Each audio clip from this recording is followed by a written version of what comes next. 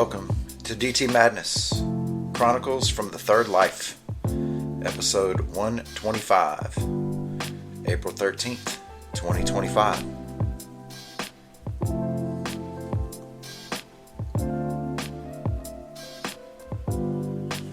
So glad you could make it.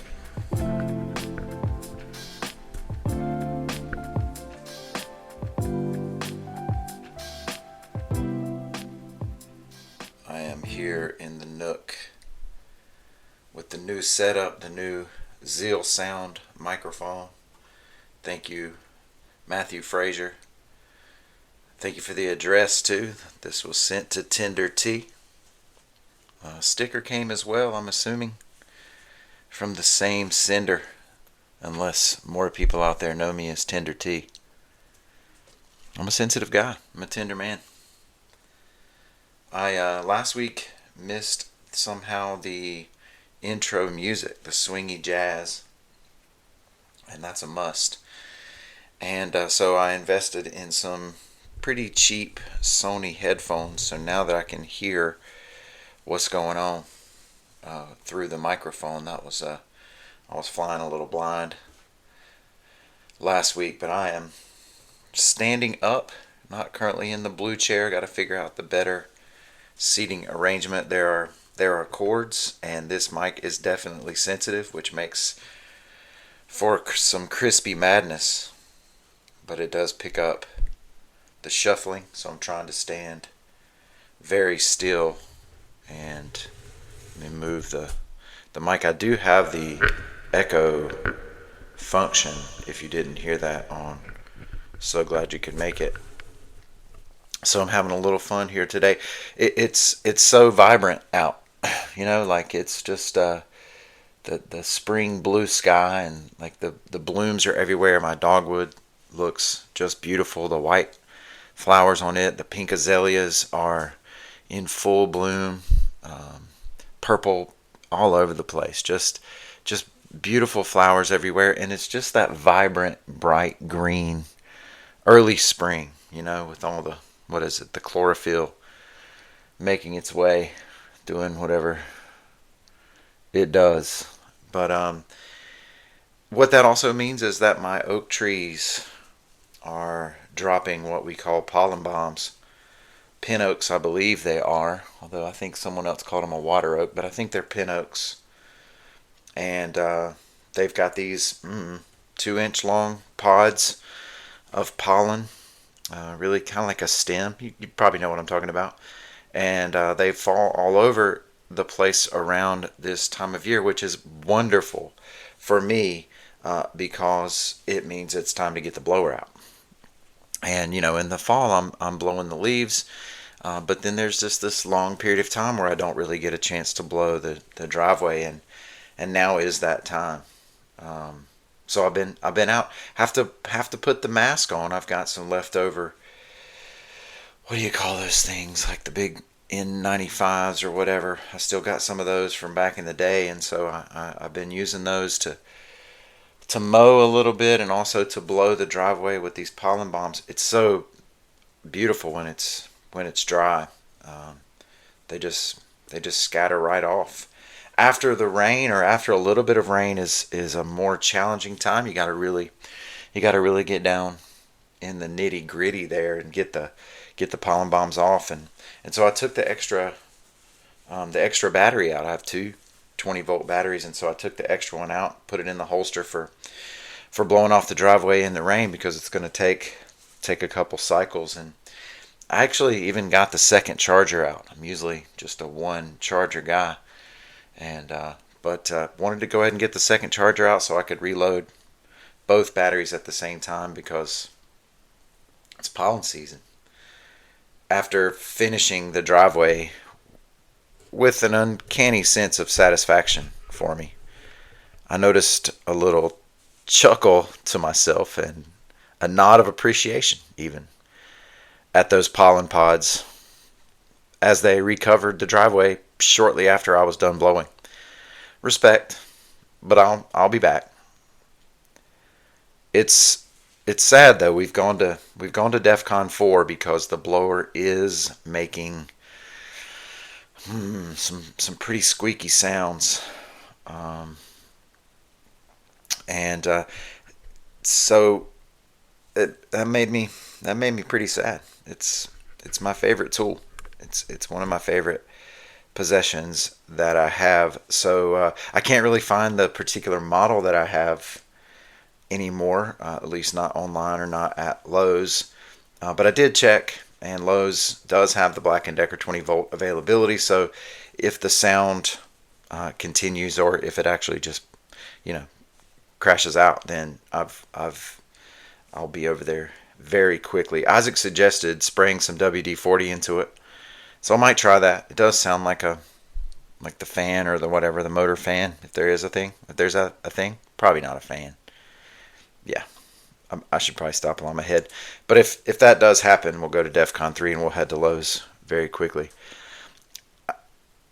I heard the squeak because I was up on the roof blowing out the gutters, and that kind of led me to thinking about some dad wisdom that I'd want to pass along to the kids. And one of those is using the leaf blower to blow out the gutters is the play. It is the way to go.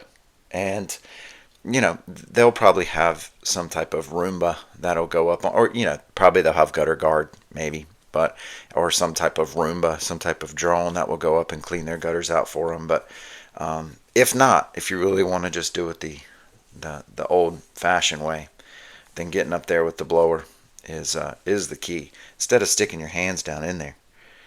The only other thing I could think about for good dad wisdom was to get a good solid nail file.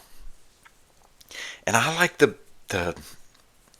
what do you say? I like the puffy ones. I like the ones that are not just flat, but have the 4, 5, 6 sides on them. 4 sides? Yeah, that'd be all. With the different grits, and you just get a good handle on it. I don't know. I'm gonna have to come up with some other dad wisdom. Tennis is almost wrapped up. We have a few more postseason matches. It's nice because our spring break is this week, and then we get Easter Monday. But the Gastonia schools and other schools are taking Good Friday this week, and then they're off the following week. And so because of the split spring breaks, we have really a 3-week break in tennis. We finished up the regular season, and then we went to conference tournament. And at conference tournament, I mentioned that I had this episode up at North Gaston where I ended up maybe saying some things out loud to a player, and I shouldn't have done that. And I felt kind of bad about it. But let me tell you, this guy was back.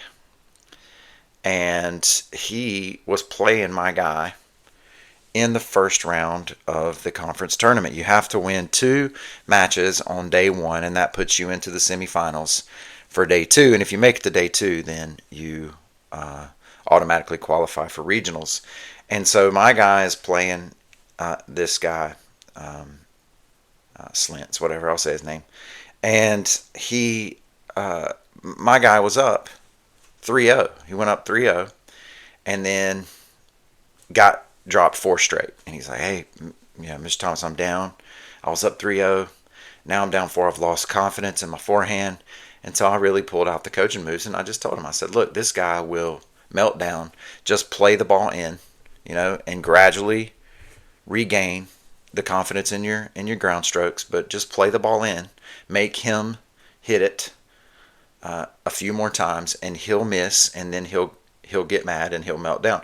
And that is what happened. My guy came back and ended up winning the first set in a first set tiebreaker. And then he was standing over at the fence talking to his coach, which you can at the changeover between sets, and he saw me standing there, and I'm sure he remembered me from the match before, but one of his players walked by and asked how it was going, and he's like, I'm losing.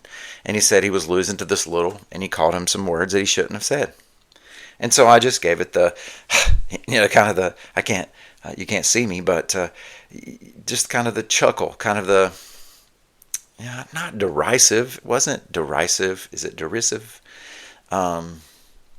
it was an exasperated, like, dude, what? Why are you like this? Kind of just trying to laugh it off. And he's like, and then he started talking to me. Hey, what are you laughing at, man? Why are you laughing? All this kind of stuff. And I'm like, I'm laughing at you because you're talking to my player, because you're talking about my player. And so anyway, we let that go on, and I went and checked on all the other matches that are happening, and I saw the North Gaston coach walking with the director of the tournament, and overheard her complaining about my guy's dad. Now my guy's dad has a low, gravelly, like, powerful voice, and so when my guy would make a good shot, his dad would, let's go. I mean, it was a lot of that. That's what I'm talking about. But it was in between points. It wasn't during the point. It was, everything was fine with that. Now, was he doing it to get under the skin of the other player? Maybe. But that's not something that you can control if he's outside. As long as he's doing it in between points, he's just cheering for his guy. So anyway, this coach was telling the tournament director, complain about my guy. So I did. I walked up and I was like, let's just make sure we get the story balanced out. And let me tell you what, because your guy was calling my guy this. And she's like, yeah, he did. And so anyway, then the tournament director comes up to me, asks me what I want to do about it. And at that point, my guy was up 5-0, 5-love in the second set, and went on to crush this guy's spirit 6-0. And it was beautiful. And I was so glad. We won. My kid Isaac and his partner won their first round match easily. They drew the number one seed, actually. This doubles team, they were the number one overall seed. They won in the first round fairly easily. That was a little bit more of a struggle in the second round, but it wasn't really ever in danger, and so they won, and then they advanced to day two, where they had to play some South Point teams and then a really good Forest View team. So they ended up finishing fourth in the conference, but did qualify for regionals. My guy went on to win his second round match and qualified for regionals, and then actually ended up third because the other North Gaston player, when he was playing singles, threw his racket across the court, like over the net towards the other player. Was he doing it intentionally? Did he mean to hit the net? Either way, the guy was disqualified from the tournament. And so therefore is now had to forfeit that third place match. So my guy's going in third place in conference, and then we had my other doubles team. My other doubles team won first round, and then dropped a tough one second round. But then the next day on day two, as we're getting ready, I get a call from the Forest View coach from a coach in our conference, and says, hey, we just found out we get 5 spots for doubles, so can you get your guys here, because all the people who lost in second round will play it out. And I'm like, yeah. So I went scrambling around, got those guys to get their stuff together. We head over. The one team didn't come, so they got a walkover in the first round, and then played the same team that my son's partner, and he beat in that second match, and these guys won in a first set tiebreaker, and then ended up cruising in the second set. So 5 of my 6 guys are going to regionals, and we're actually going to take the 6th one with us.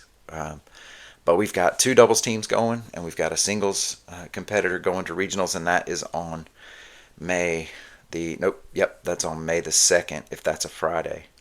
So pretty cool, man. Like, I've got really good kids. It's a really good program because of Todd Peeler, who had been coaching for so long. I've got very supportive parents. My administration has agreed to help me get the courts repaved. But it was pretty cool because during the coaches meeting, where we do all the seating and we do all conference and all that kind of stuff, the other coaches, they voted for Old DT as Coach of the Year. So how about that? Oh, I should put the clapping sounds on, but I don't have that available. So you can clap in your head for me. Thanks, appreciate that. Because I didn't win Teacher of the Year. I don't know if I mentioned that last week or not, but I didn't. I'm not bitter, not at all. Oh man. So all that's going on, man, and then I was folding up some laundry a couple days ago, and I was folding up Isaac's tennis jersey, and dang, like the wave came crashing onto me. I mean, part of it is just being so physically tired and not like I realized I don't know that I've really taken a deep breath in months. Running back and forth, I love it all. I do. I love it all. But I don't think I'd really taken a deep breath and just like constantly invested in tennis and constantly invested in teaching all these different classes at school and being, mayor during budget season and all that kind of stuff. And um, and I realized like one of the things that had been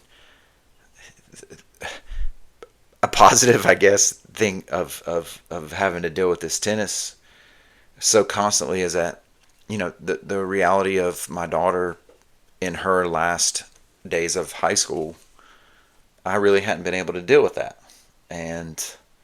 But that's all happening too. I mean, we're less than 7 weeks, be 6 weeks from this Friday will be her graduation, and she's got scholarship things and she's got year end awards things, and man, she's crushing it, dude. Like she's organizing a thing with Gardner Webb's SGA to rally for the elementary school kids when they take their tests. But yeah, just it caught me. Just, isn't it funny, like how grief and things like that can sneak up on you? And it was overwhelming, and I almost kind of came undone back here folding a tennis shirt, because that season's coming to an end and this season's coming to an end, and it's a real thing. I did try mustard again and some weird GT madness kind of things. Like, I don't know if I had got COVID or how my tastes and smells had changed, but there for a long time I stopped wanting to have mustard. And yesterday I was like, let's try it out, and I'm kind of back on the mustard. So that's a huge thing. I've been thinking about it, and I was going to do this for like the whole episode and try to think about who I am, excuse me, in terms of the Big Bang Theory. And I think that I could take most all of the characters and talk about parts of me. Obviously, Sheldon. I've got a whole bunch of hang-ups, like Sheldon, for sure. There's some Penny in there. I'm definitely Raj, Howard. I gotta admit, a lot of Howard. But I can't think about Leonard. Like, if Leonard is my guy. But anyway, I wasn't going to get into that. I will say, of course, I'm a big Severance guy, and I saw on some internet thing that said if you really like Severance, here's another TV show. It's not the same, but it's pretty good, and it's excellently done, like Severance is, and it's called Shrinking, and it's on Apple TV, and man, it is just phenomenal. It's hilarious. You got to let go of your, you got to let go of your inhibitions. You got to let go of your, I don't know, you got to lower your defenses, because the humor is basic humanity, things that maybe are taboo, especially in Southern type culture. But oh my God, it is hilarious, but also just deeply meaningful. Everybody going through their things. The characters are just phenomenal, and I could find myself in a lot of these characters too. Harrison Ford is in it, and he plays really a really good. They're all really good in Shrinking, and so we're about to finish up season 1. Webstock was yesterday. The one of the directors kept saying it was the 5th one, but it wasn't. We tried to start it in 2020, but then COVID and stuff, and so we didn't have our first one until 2022. I don't know. I think this was the 3rd one. Maybe it was the 4th. But either way, it's pretty cool. We have a street festival downtown and have some bands and some vendors and all that kind of stuff. And that was pretty fun. Did you see the Secretary of Education, Linda McMahon, who of course is Vince McMahon of WWE fame's wife, and she's the Secretary of Education now.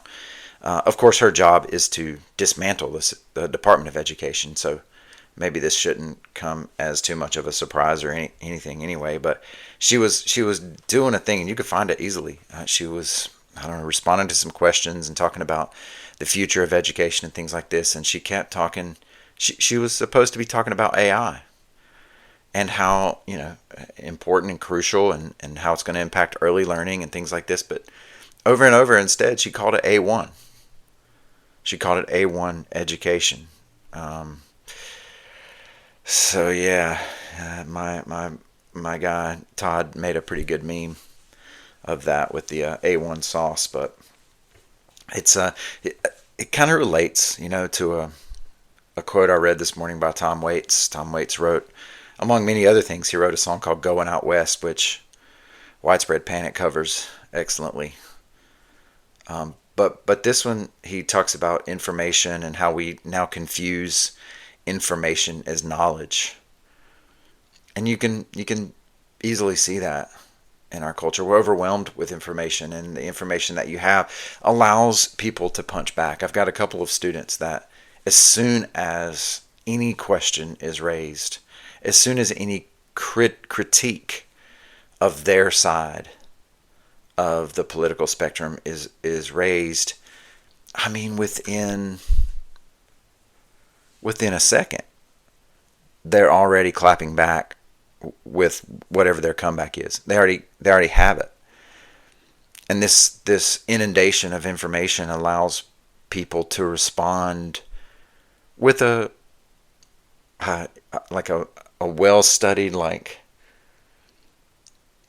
with a comeback that is going to be really effective.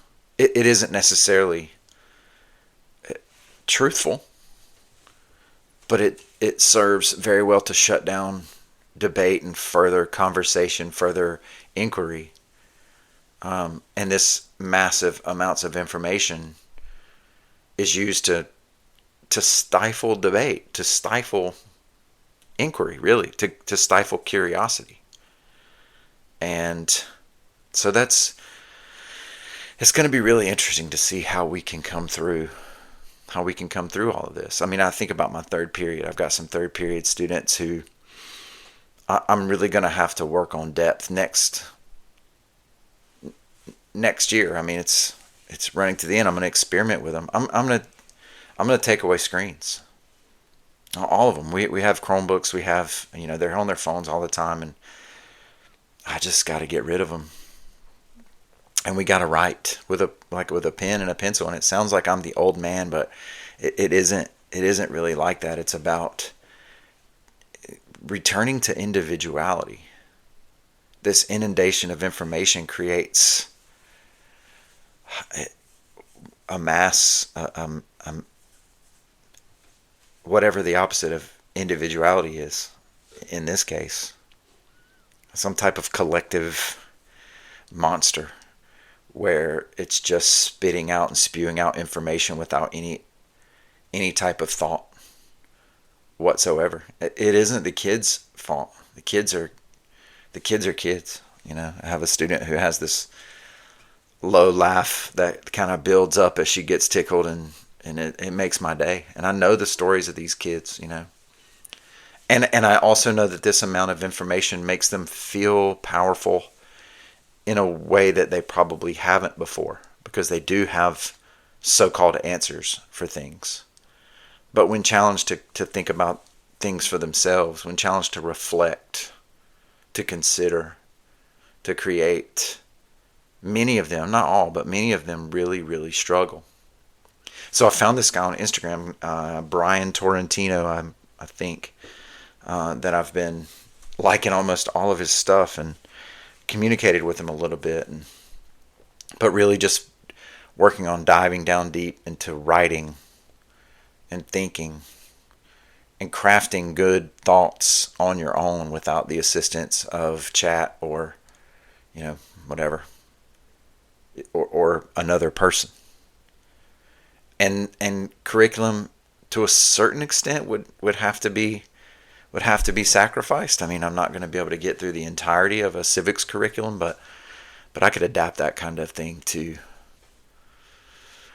that type of depth of insight. I really think so. For the good of us all, we've got to drop out of this collective blob of disinformation, really, and manipulation. So anyway, I hope you got a chance on Instagram or Facebook, man. I was able to take some grounders at the Teacher Appreciation Day, and those pictures turned out pretty good. Taking some grounders in my Birkenstocks. The fun thing about it all is that I had probably at least half a dozen, maybe 10 people comment on those pictures and just say how much they thought, like at first glance, they thought it was my dad, you know. And I have to say that I do get my hair cut about every 2 weeks, because as my hair gets a little longer and I look into the mirror, I see my dad, and it's kind of, I don't know, it's kind of wild, kind of weird. So either I'm going to have to let the hair grow out into the flowing locks like Isaac, but I don't have the patience for that. So yeah. Final thing today is, one of my daughter's friends was here last night, and they were acting silly and over here after Webstock, and she made a comment about our house, and somebody had taken her seat, and so she had to find a different one, and she's like, oh, that shouldn't be a problem in the house of many chairs. And I thought that was awesome, and I like it. You know, I'm standing here looking out at the fire pit, and there are 8 to 10 chairs out around the fire pit. There's some on the deck. And then inside we've got the big sectional couch with the stools that go around the table that Pop made for us. The little chair like you would have in a college dorm room. The house of many chairs. And the thing is that as Easter season pops up, then I realized that a season ago, or maybe many seasons ago, back into Second Life, as folks from Broad River would come around, or as my boys from the 9-6 would come around, and we would enjoy some afternoons, perhaps in not the most healthy ways, that there have been a lot of people to come in and out of our humble abode. Just a house built in the 1950s, 3 bedrooms. We added on a second bathroom. That's where I'm at. My dad helped us build the deck. It's got that space too. But we've had Easter parties, and we've had people around the fire on a weekly basis. And now what it is a haven for my kids and their friends. And they come and can be themselves. One of them referred to it as a homie home. And the kids come and they do their things. Nothing untoward. My kids don't dabble in those types of things. They come over here and they act weird and giggle and just sit and watch West Wing or 1,000-Pound Sisters or whatever it is that they've got on their minds today. Cars 2. Maybe play some Wii. And it's a beautiful thing. It is. And these last few months of senior season, I'm looking forward to relishing all those people coming around. In fact, maybe a impromptu beach trip coming up. And Isaac's boys, who are all now 16, coming around. And so we've got a few more years of the House of Many Chairs in this iteration. And I wonder what will be next.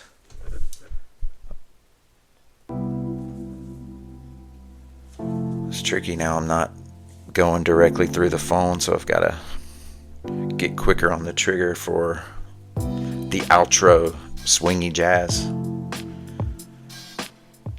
But this is Church of Six, y'all. I'm only me because of you. No one knows you better than you know yourself. I found that sticky note from my therapist at Living Lotus from January of 24.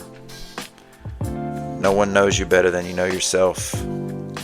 And yet at the same time, I'm only me because of you. So this episode is brought to you by all of you who are faithful listeners, encouraging listeners. Let me know what you think. Let me know what ideas you want to explore? What are you curious about? Maybe you can give me some suggestions on how to close out this next season of DT Madness.